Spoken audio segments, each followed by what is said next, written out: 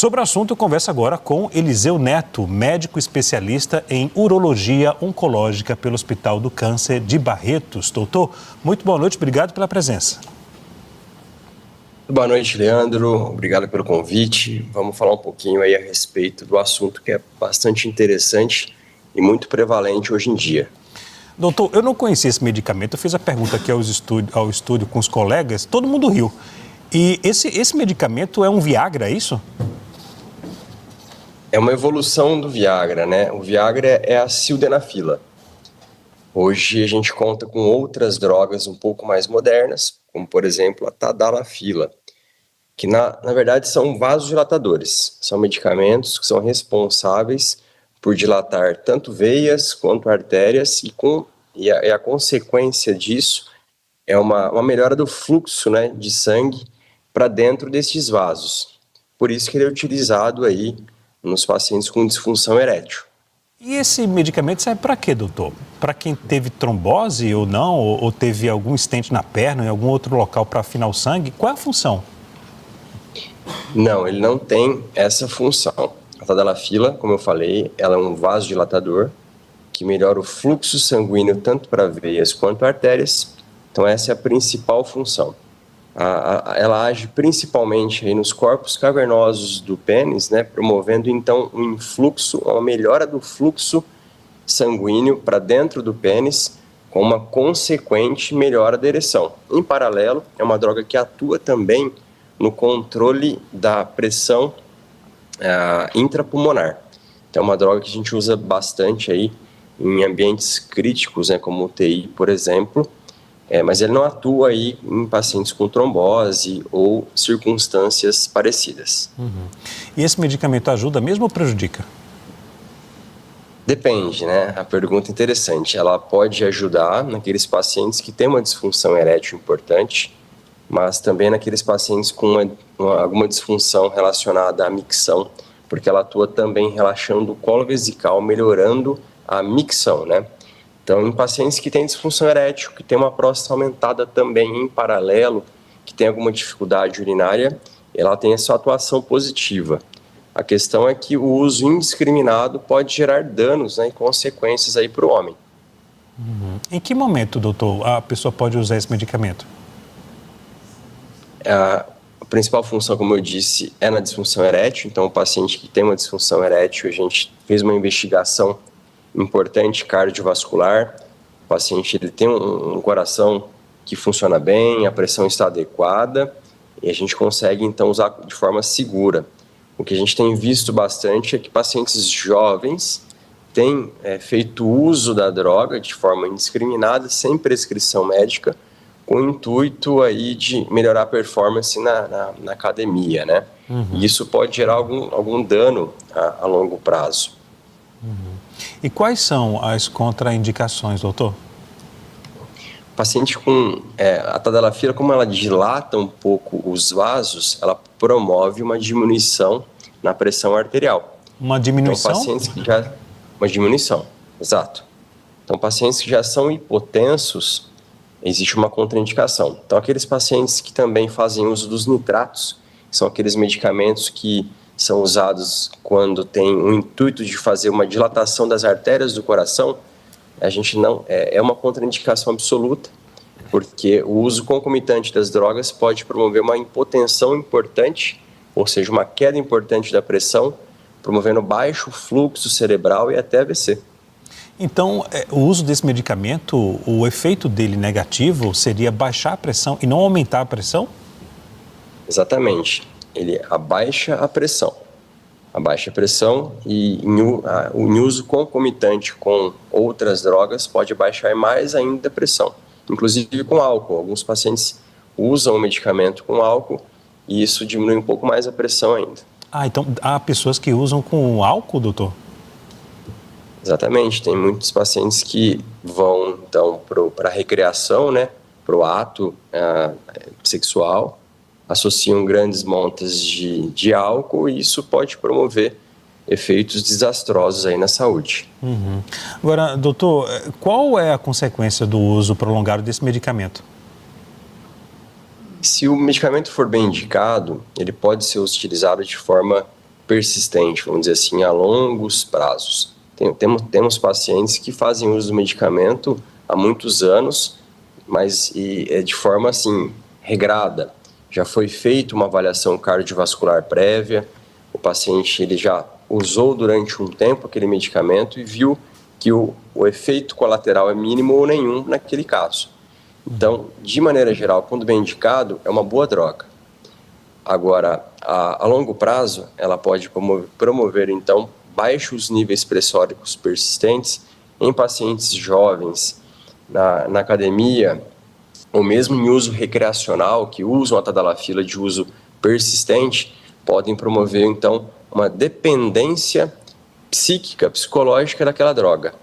Porque o paciente imagina que ele vai manter uma relação e ele fez uso do medicamento por longos períodos e isso gera, então, não uma dependência química, mas ele associa aquilo a uma ereção melhorada. Então, quando você tira a droga, o paciente começa a ter as disfunções eréteis não orgânicas, relacionadas a uma disfunção mais psíquica. Então, temos uma gama de disfunções que a gente pode ter com a droga. Há risco também de parada cardíaca? É muito mais incomum, né? Mas em pacientes que são coronariopatas, que já infartaram previamente, tem algumas disfunções cardíacas importantes, pode sim acontecer. Uhum. Então, doutor, a recomendação é usar esse medicamento, mas apenas com orientação médica. Com certeza, o médico urologista ele vai atuar em diversas frentes. Juntamente com a cardiologia, por exemplo, a gente vai fazer uma investigação bem específica de cada paciente, tanto do ponto de vista hormonal, os exames de sangue, os exames cardíacos, e se esse paciente não tiver nenhum risco para usar o medicamento, é uma boa droga, uma droga que tem seu efeito positivo e que, quando bem utilizada, tem uma boa resposta. Uhum. Ora, doutor, esse medicamento ele só pode ser vendido com receita médica, né? Não. Não? Infelizmente, não. Infelizmente, no Brasil, o controle com a venda dos medicamentos, ele é bem ruim, né? No Brasil, a gente tem um controle muito mais amplo para os tarjas preta, para os medicamentos controlados como antibióticos, mas a tadalafila ela pode ser comprada de forma ampla aí em qualquer farmácia sem receita. Uhum. Agora, doutor, quem não pode tomar esse medicamento? A contraindicação mais importante absoluta são aqueles pacientes que já infartaram e que fazem uso dos nitratos. Isso pode promover uma piora cardíaca, tá? Tem aqueles pacientes que têm alergia ao composto, né, a tadalafila, então também é uma contraindicação absoluta. E aqueles pacientes que já são hipotensos por si só vão ter uma hipotensão maior, aumentada, promovendo então efeitos colaterais importantes. E aqueles que têm efeitos colaterais relacionados à cefaleia, congestão nasal, então alguns pacientes têm esses efeitos, não são efeitos que vão gerar grandes danos, mas incomodam, dor de cabeça, congestão nasal, rubor facial, porque ele vasodilata, inclusive, os vasos da face. Uhum. Doutor, já que, me corrija se eu estiver errado, mas o senhor falou que já que ele faz a dilatação de vasos, esse medicamento não pode provocar sangramentos, ou quem tem na formação genética aneurisma não pode provocar rompimento ou não? Normalmente o aneurisma se rompe com a hipertensão. Quando tem pressão alta, né? Exato, é o contrário, né? Os aneurismas, o risco aumentado são naqueles que já têm uma má formação associada ao endotélio do vaso e aqueles pacientes que ficam mantendo uma hipertensão.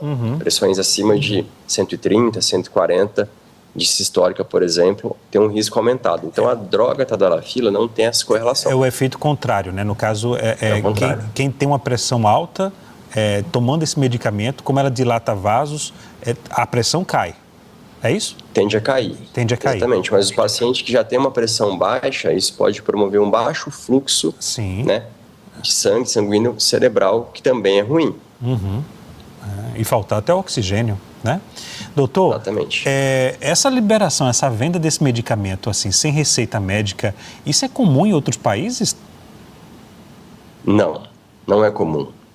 A boa parte dos países da Europa e nos Estados Unidos não vendem a tadalafila e outras drogas que a gente compra convencionalmente no Brasil, como anti-inflamatórios, analgésicos.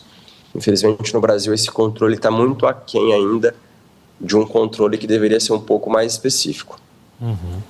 Doutor, vem aumentando o número de casos de pessoas que usam de forma aleatória esse medicamento, até jovens também, né?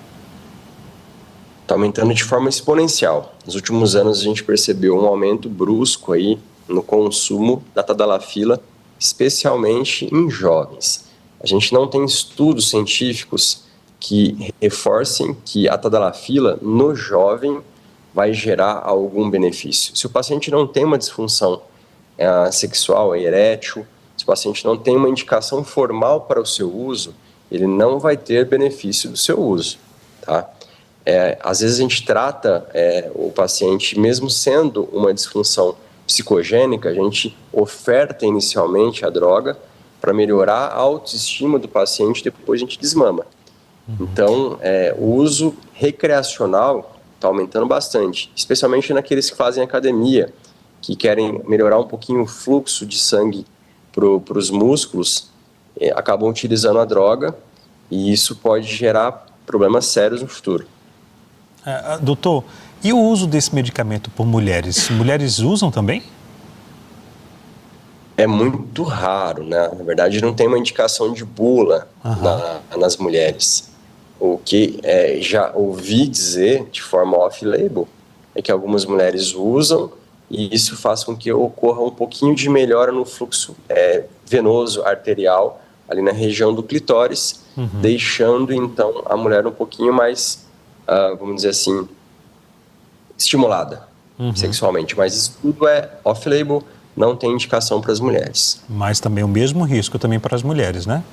Mesmo risco, o efeito sistêmico é o mesmo em ambos os sexos. Eu pensei que aqui no texto havia que pessoas na academia usam esse medicamento para poder ajudar no treino. Ora, mas se baixa a pressão, não há uma sensação de cansaço, doutor?